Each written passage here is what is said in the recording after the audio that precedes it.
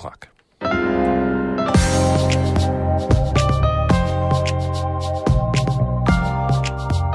Good morning. This is Northern Light for Monday, September 25th. I'm Monica Sandreski. And I'm Todd Moe. Governor Kathy Hochul's budget director is asking state agencies for a spending freeze to deal with the state's largest budget gap since the recession. Fiscal watchdog groups agree it's the right move. Governor Hochul is on the right track to be looking for savings and efficiencies rather than committing to using the cash reserves in the first instance. We'll meet the Black artist and local historian working with the Adirondack Experience Museum on a landscape painting of a place where a black man was killed in 1932. This is the history of our region, and we need to understand what happened, and we certainly need to establish facts. But in the second place, I think there is a question of social justice and justice for this man. And we'll pay a visit to the town of Indian Lake, where school kids, seniors, and tourism leaders and businesses are all working together to save monarch butterflies. All of that and more is coming up on Northern Light. Stick with us.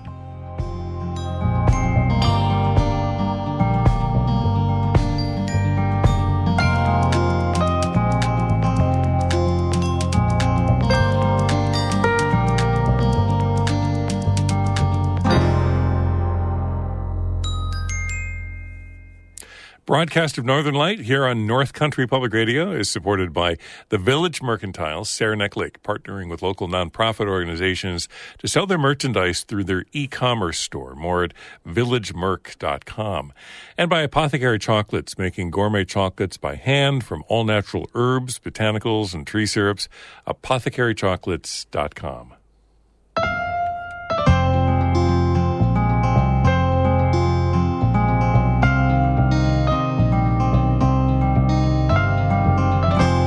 This is Northern Light. I'm Monica Sandreski. And I'm Todd Moe.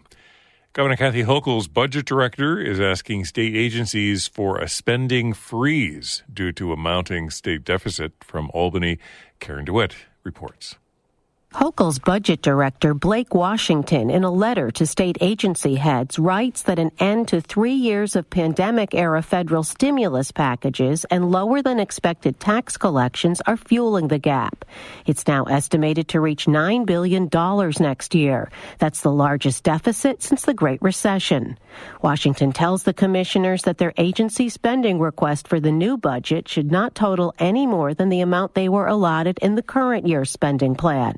He asks them to reevaluate their operations to find efficiencies and savings opportunities and to look to technological advances to cut costs for services and the delivery of government programs. Hochul spoke about the decision during her annual speech to the state's Business Council. I just told all my agencies yesterday, hold the line on spending. We took care of a lot of disinvestment in places like our SUNY system and others because our educational system is what sets us apart. We have to continue investing in research and development in our universities, and I will continue doing that. But I said we cannot keep investing at the rate we did over the last 2 years. I had to make up for a lot of lost time. So everybody, keep it steady. Ken Girardin with the fiscal watchdog group, the Empire Center, says the governor is doing the right thing. Governor Hochul is on the right track to be looking for savings and efficiencies rather than committing to using the cash reserves in the first instance. Girardin says the state's financial problems are rooted in the pandemic era when for 3 years in a row the rate of spending rose above the rate of inflation. And he says when the new budget was approved in May, the governor and legislature left a $2 billion gap between expenses and the revenues to pay for them. And they sort of paper-mache'd over that with money that was lying around. What we're seeing now is that as folks essentially continue to expect the same level of spending increases, and as the state tax revenue forecasts have been revised downwards, we see this roughly $10 billion budget gap opening up. Another fiscal uncertainty is the costs for housing and feeding the over 100,000 migrants that have entered the state in recent months. The governor said in August that aiding the migrants could cost an additional $4.5 billion. A recently announced agreement between President Joe Biden and Hochul that will allow asylum seekers from Venezuela to obtain work permits as early as November should ease some of that strain.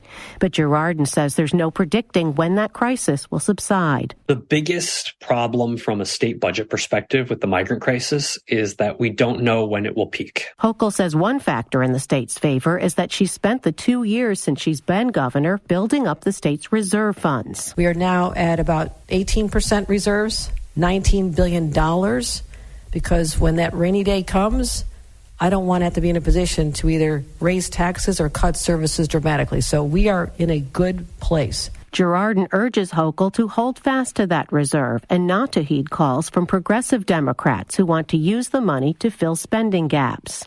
Others are not as pleased with the spending freeze.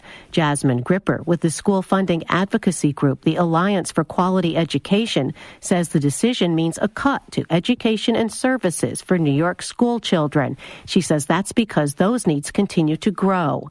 She urges the state education department, which is not under direct control of the governor, to ignore the request and to submit a budget request that is based on meeting students' needs. The state agency budgets are due by October 11th. Hochul will present her new budget in January. In Albany, I'm Karen DeWitt.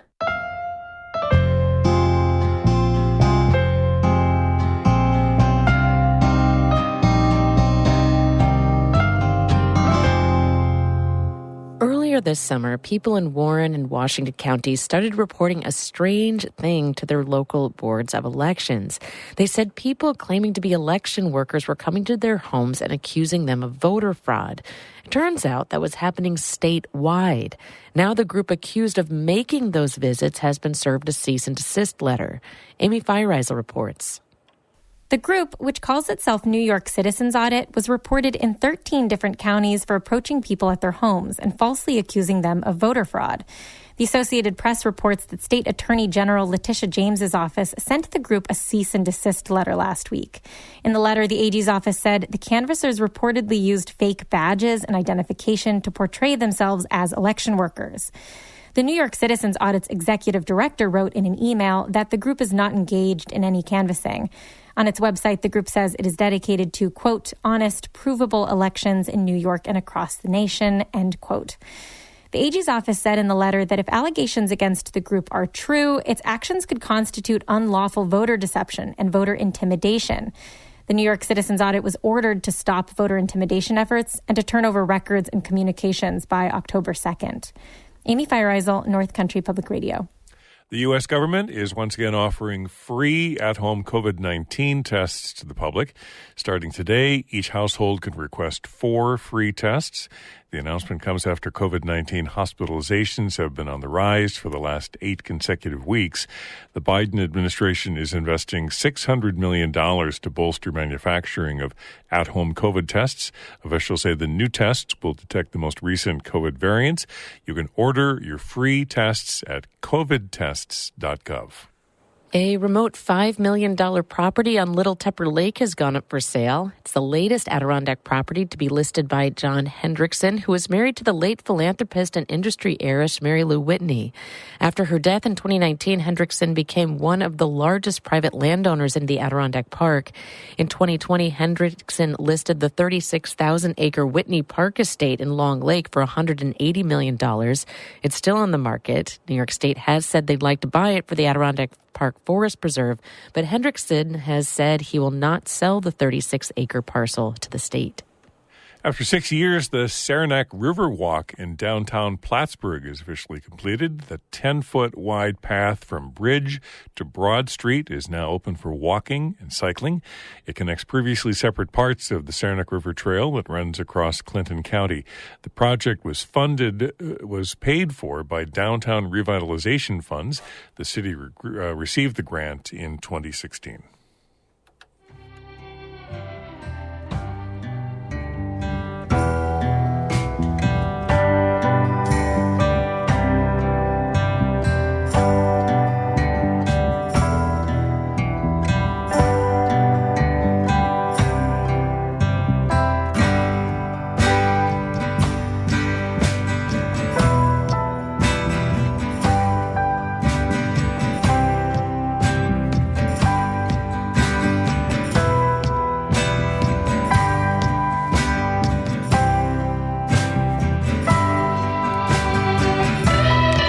You're listening to Northern Light here on North Country Public Radio. It's 9 minutes past 8. Good morning. I'm Todd Moe. And I'm Monica Sandreski. Coming up, we visit a small Adirondack town with a commitment to helping monarch butterflies survive. That conversation in just a couple of minutes right here on Northern Light.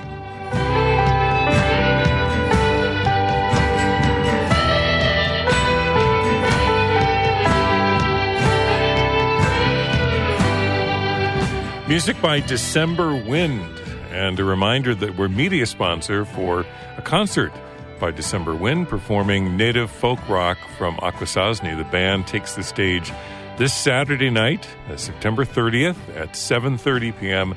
at Pendragon Theatre in Saranac Lake. And for more information and a link to tickets, check out our website, ncpr.org/calendar. Hear more of their music at ncpr.org/_. Northern Light is supported by Adirondack Experience, the museum on Blue Mountain Lake, presenting a full season of events and activities, now open 7 days a week. Tickets at theadkx.org. In 2004, a mysterious collection of photos appeared at the Adirondack Experience, a museum in Blue Mountain Lake. They were taken in 1932 and show a dead black man tied to a toboggan surrounded by 3 white men. Doreen Alessi Holmes is the museum's collections manager. It's very troubling to look at the propped up corpse of a human and people just sort of standing around like, yeah, sure, take our photo with this trophy. And I don't know that that's what they were thinking, but that is how it plays today when you look at those photographs. Now the museum is trying to unravel the mystery behind those photos, and it's partnering with a black artist to bear witness to what really happened back in 1932. Emily Russell has the story. There's an old logging road in the central Adirondacks near Newcomb. On a warm, sunny day, it's where I meet Keith Morris Washington. He's an artist and professor who has stayed very humble about his work. I don't know if I've ever said this in an interview before, but, you know, I'm always kind of astonished when a good painting happens. It's all kind of this magic. You can see that magic in many of his landscape paintings and flower portraits.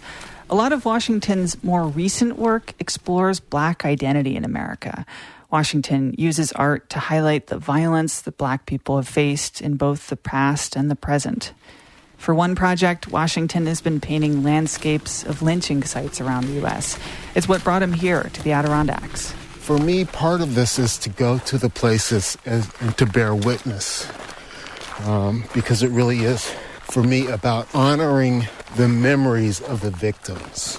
In this case, the victim was a black man who encountered 2 white men in these woods in March of 1932.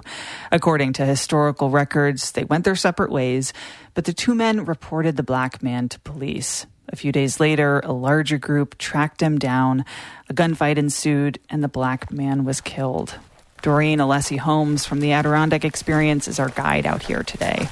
As we walk down the road, she points out features in the landscape, obstacles the man must have had to endure while he was being tracked down by the group of white men. As we're moving forward, keep your eyes on that ridge ahead of us, because that is the Dunbrook Range. And it's an intimidatingly high and steep mountain, and I just can't imagine climbing up over that in the winter. Washington will paint this place, but not the violence that occurred here. His pieces focus more on the landscape, the beautiful and sublime aspects of it. He uses a series of squiggle marks, his description, to paint lush green grasses, tall trees, and wispy blue skies. Washington says his whole artistic process is more a tribute to life than to death. Even when I'm painting, I'm not thinking about the tragic nature of the person's life, but really trying to think about the ways in which I'm honoring the person's life and documenting their history. Another person who's been working to document the history of what happened here is Eliza Jane Darling. She's an anthropology professor and former public historian for Hamilton County. This is the history of our region, and we need to understand what happened. And we certainly need to establish facts. But in the second place, I think there is a question of social justice and justice for this man. Darling has read the police and coroner's reports, piecing together what really happened over those few days in March. She's also read articles about the manhunt and the man's death, which made national news at the time. A headline in the New York Times from 1932 read, quote, "Wild man is killed in the Adirondack." Darling says the sensationalized media back then is similar to the racist stereotypes Black people still face today. I mean, the headlines that this made could have been taken from today's headlines. They really could have. The overestimation of the man's threat, the dehumanization involved in calling him a wild man, the fact that his body was left exposed, the fact that someone called the police when there didn't appear to be any crime having been committed. Darling wrote 2 articles for the Adirondack Daily Enterprise a few years ago, laying out everything she learned about the killing. According to records, the man is buried in nearby North Creek. Darling says she hopes one day to figure out who the man was. Back on the old logging road, we pass coyote and deer tracks. Our guide, Doreen Alessi Holmes, points us to something fluttering atop some wildflowers. There's an American Beauty butterfly over there right now. And it's on a plant that's locally called Pearly Everlast. The Adirondacks are a place of deep wilderness and a lot of beauty, but they're also a place where prejudice and racism still exists. Artist Keith Morris Washington says that is still evident here today. As I was driving in yesterday, I saw, New York license plate and a Confederate plate underneath it. And it's just like, yeah, you can't get away from that kind of ignorance. I'll put it that way kindly. As we reach the end of the logging road, Washington stops to take a few photos. I ask him what's on his mind during an experience like this one. As I was walking to this place, I was in a sort of broad way thinking about the victim and just sort of sending my thoughts to make a great painting for this person who we don't know their name yet, even. So there's a bit of a solemnness to it. Washington says his goal is to make a beautiful painting of a place with a tragic past. The Adirondack Experience will have the option to buy the piece and add it to its permanent collection, putting more of the Adirondacks' history on display. Emily Russell, North Country Public Radio, Newcomb. Keep up with stories and conversations from the NCPR newsroom all the time at our website, ncpr.org, or follow the station on Instagram, Facebook, and Twitter.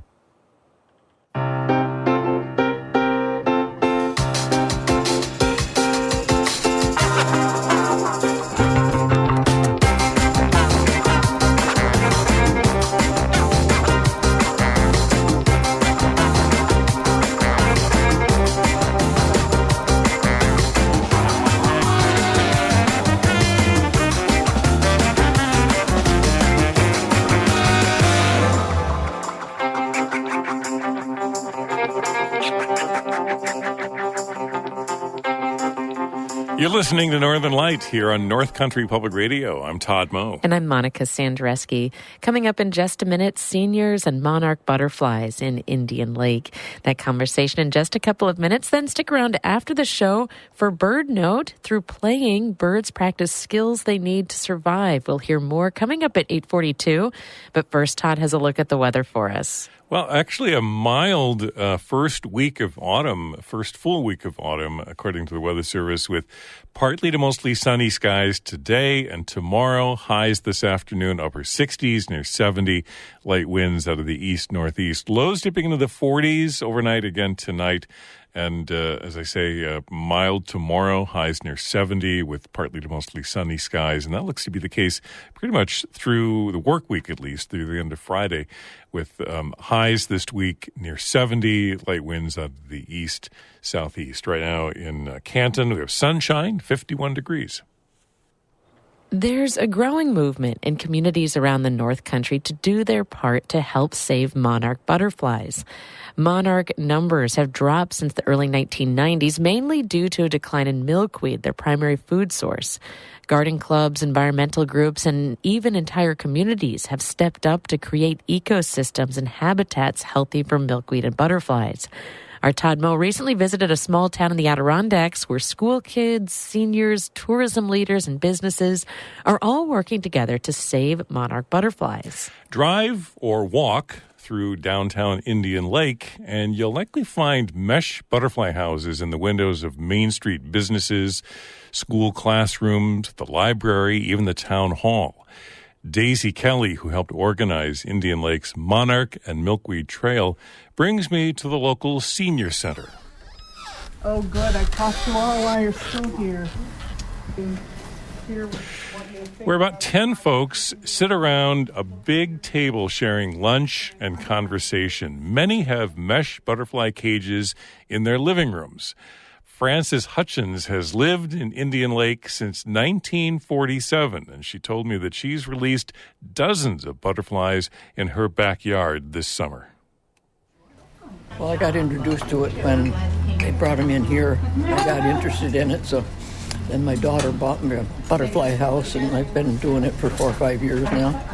I prefer you're not doing it this year because there were so few caterpillars around. And I kept looking every day, and I'd see 1 or 2, and maybe 3. The one day I looked, and there was 5, and some of them were good-sized ones. So I went home, put my butterfly house together, and went out to collect the caterpillars, and there were 7 of them there. So each day after that, I was collecting some until I got up to 30, and that's all my house was supposed to hold. Did you have a butterfly story? Or? As a matter of fact, I do. Tell me your first name. Joe. When I was engaged to my wife, when we first dated, the monarch was flying around by the water, and I held out my hand, and it came over and landed on my fingers. And my wife was stunned. She said, "They don't do that." Especially at that time, we both smoked, and I figured the smell of nicotine, it shouldn't have happened. Since then, for what it's worth, there's a book over in the library called Butterflies and Blueberry Wine. I wrote that. It's in the library. Yeah, how nice. I used to have a purple blouse that attracted them, so they would come anytime I wore that. And we got a lot in our yard because we got a lot of milkweed. We have a lot of monarchs flying around. So the color purple is a way of attracting, at least for you, it worked for butterflies. Can I have your first name? Esther. Esther, thank you very much. Are you doing anything with butterflies in your own yards? Don't cut the milkweed. Don't cut the milkweed. That's how they get up on the underside, and that's where they lay their eggs. So they need the milkweed, they need the wildflowers. I mean, it looks pretty. Yeah. You know, number one, and then it serves a purpose. Yes, and it serves a purpose. Yeah. I mean, as well as bees. Yeah. But the journey that the monarch takes is unbelievable. Going down to Mexico and then coming back up. But it takes 3 generations, was it? It takes 3 generations to get back up. It was crazy. For something that you see, you're like, it's a butterfly. Look a little bit closer, and holy cow, it's a butterfly. Thank you. Can I have your first name? Nora. Nora. Thanks, Nora. Thanks for sharing. You've got a handful of butterfly pins. I do. We've got one of those cages, and I had 30... I can't remember how many chrysalises, and then we had like 12 caterpillars. And now the other day I released 10, and I released 3. Brittany, what's your last name? Cummins. I'm the site manager here. And I live in Blue Mountain, but we own a place up in Sebille. My husband goes all over, and whenever, we've got a camp that we go to, and there's milkweed up there. So he goes, we need to get some milkweed. So he's pulling milkweed up and bringing it, and he's the one that's finding most of the caterpillars, him and my little grandson, who's 5. I do have a story. Yeah, I want to hear it. But it's not exactly about these butterflies. I'd love to hear it. When I was a teacher, we had, all the kids had their own little caterpillars that they kept, and they fed them. You know, they had the nutrient, whatever it was, and then we put them in a big, you know, when they form the chrysalis, and then we release them. We did what you do with butterflies, but I haven't been as involved with this because I've been away here and there. Sure. But I know the procedure, and I think it's wonderful, and it was wonderful to do with kids. That was Peppy. We also heard from Joe and Francis and Esther and Nora, some of the seniors in Indian Lake sharing their monarch butterfly stories. Coming up tomorrow morning during Northern Light, a visit to Indian Lake Central School's garden where milkweed grows, well, like weeds. And students and teachers learn more about butterflies and themselves. It's been a real interesting experience for citizen science, but I believe the whole monarch life cycle tells us a lot more about ourselves as well. Coming up tomorrow, more about Indian Lake's efforts to save monarch butterflies. That's coming up during Northern Light. And you can check out some photos a little later this morning on the front page of our website at ncpr.org.